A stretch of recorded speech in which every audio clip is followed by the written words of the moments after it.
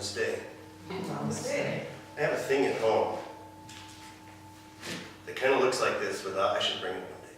It's called a Zen stick. It doesn't have the fuzz on it, and it's a little longer, but the deal is that you flip it and it becomes a focus of concentration, so it's a way to meditate for people who are a little motor restless. So and if you get really good at it, you can do whole cycles. And if you get really good at it, which I'm not, obviously, or would have landed right here, not out there, but so that's why I kind of flip it. Some of Now I know what I want for Christmas. I can tell you where to get one. There's only one person that makes a Zen stick. So I want to, last week I took God out of the story. I don't remember what the story was, do you? No. But I said the master wasn't God.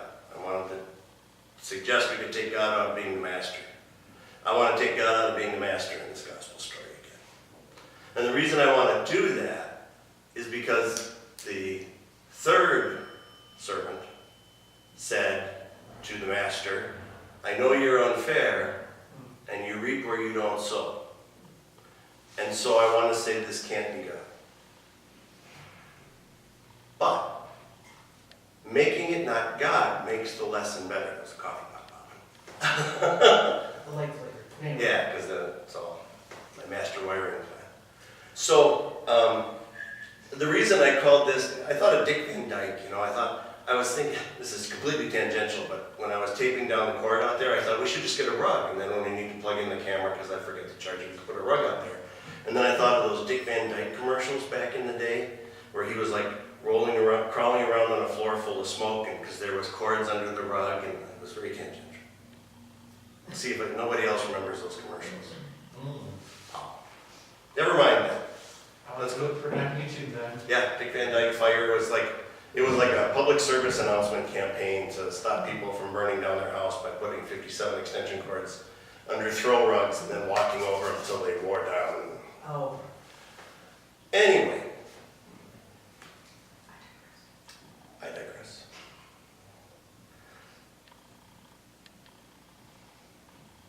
I thought what Merton wrote about chances of a sort, that the one who does the most to avoid suffering is in the end the one who suffers the most. It just resonated so much with my experience because many of us were told in one or more, and very often many contexts, you can't. Not in the sense that you're not allowed to, but in the sense that you aren't good enough to fill in the blank.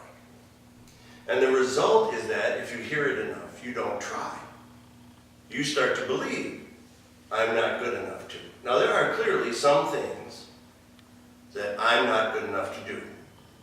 And I'm willing to bet at least one of them, everyone in this room shares with me. None of us will ever run a 4-minute mile. At least not in this lifetime. Or a mile. Or a mile. Well, maybe, Well, so define run.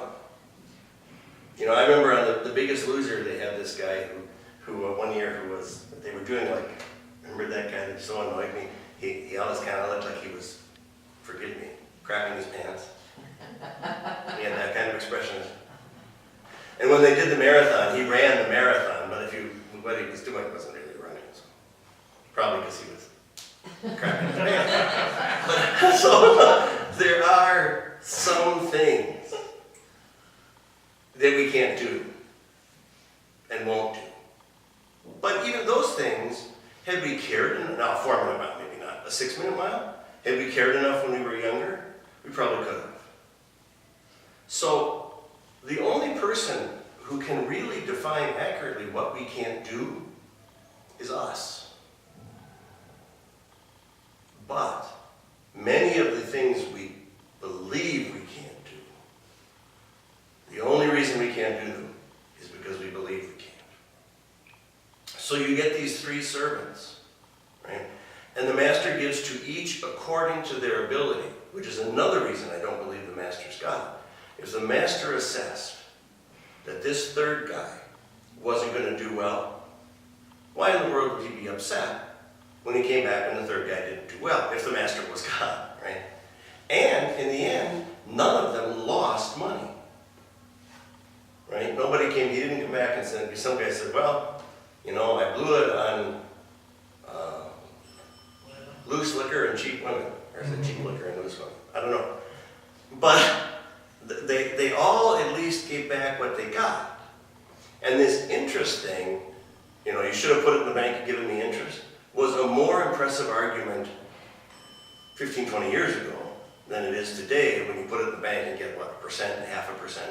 So, you know, suppose that the valuable coin is worth $100. Well, here's your $100, and then here's the 50 cents interest I made. Oh, good job, right?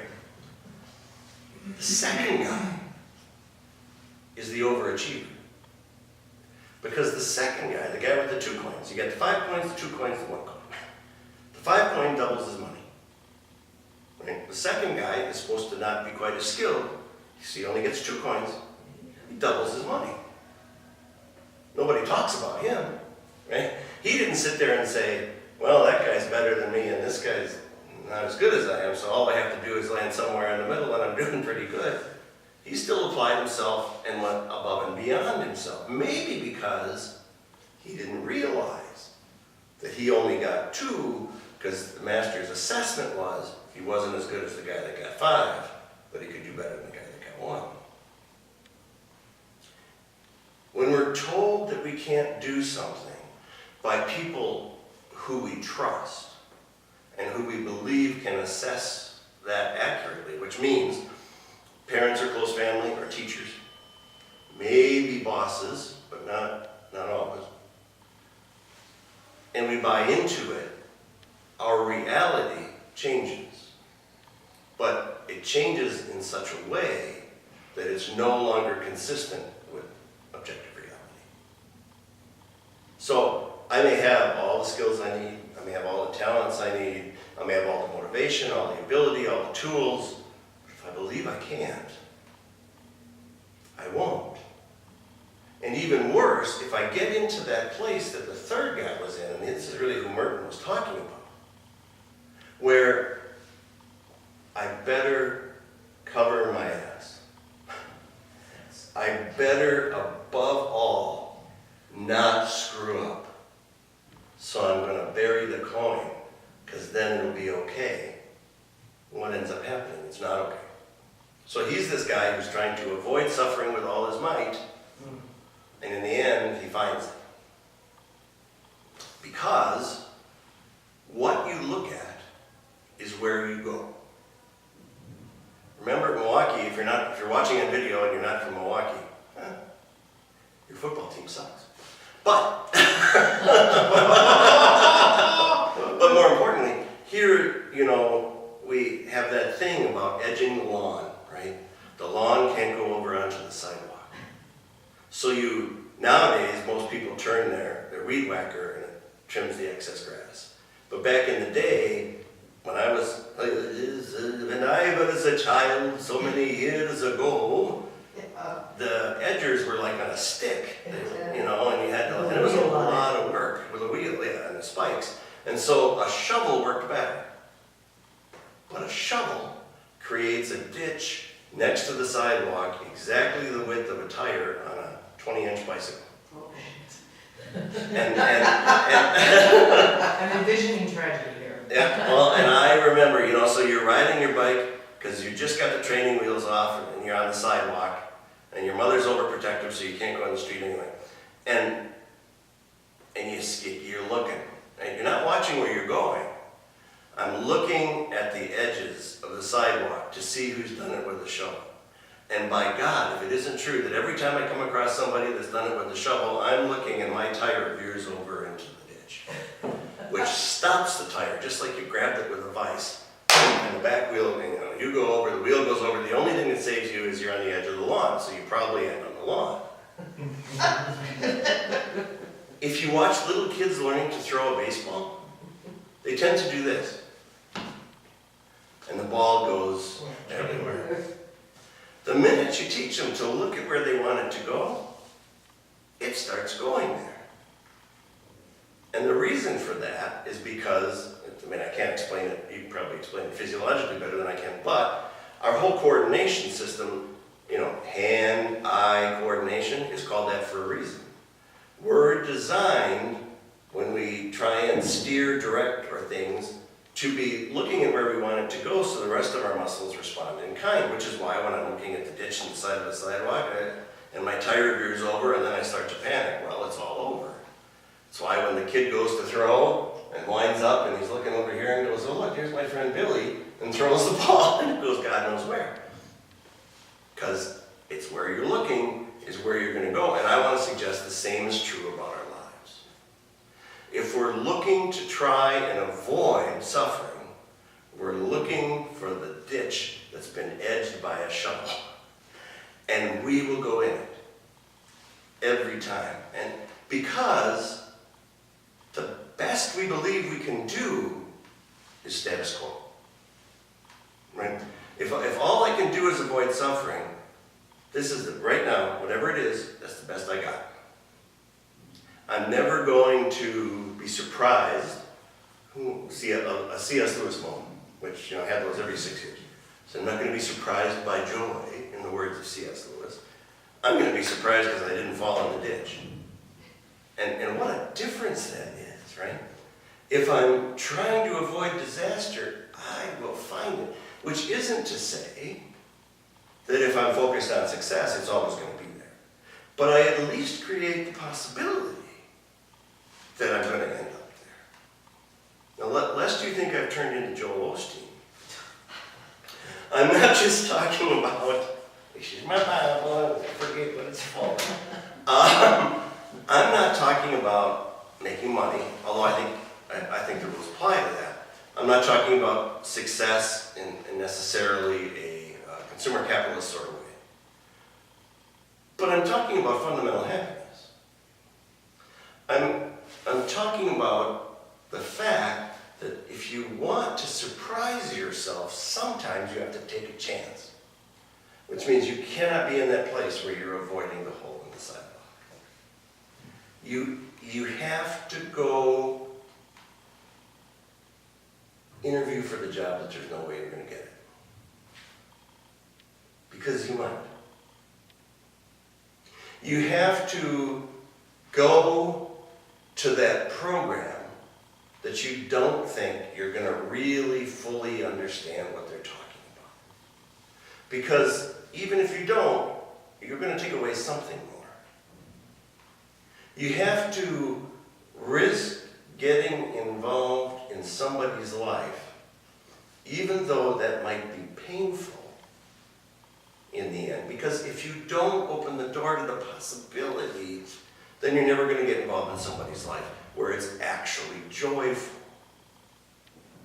Our former foster daughter and our daughter Brandy's cousin died last week. Oh, I'm sorry. And at 23, Oh, what? overdose.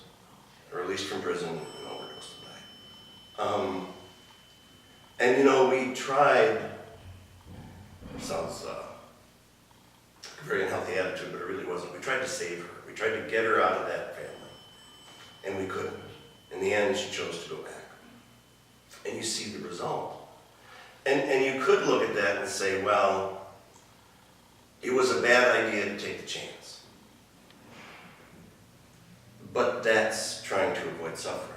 That's looking at the guy looking for the walk with the shovel-edged lawn. That's playing it safe. And all it gets you is this moment being as good as it's ever going to get. Now maybe, in fact, this moment is as good as it's ever going to get. for and create the possibility that it might get better. And remain open to the possibility that it might get better. I want to say, the preponderance of the evidence suggests that it will. Every time I've been fired, downsized, outsized, had to change career fields, what came next was better. Not in the short term. In the short term, what it was a pay cut, shitty hours. You know, everything you didn't want, right? But looking back some years later, it was better. Objectively, was it better? I don't know, because financially it wasn't better. So you might say that objectively it was worse. But I believe it was in the taking of the chance. And sometimes because I had nothing to lose. But, you know, you can also choose just to sit in a cave if you have nothing to lose. So in taking the chance, I at least created the possibility that something would come out of it. And I think sometimes we look for these mountaintop experiences, one after another after another. You know, Moses only went up the mountain twice.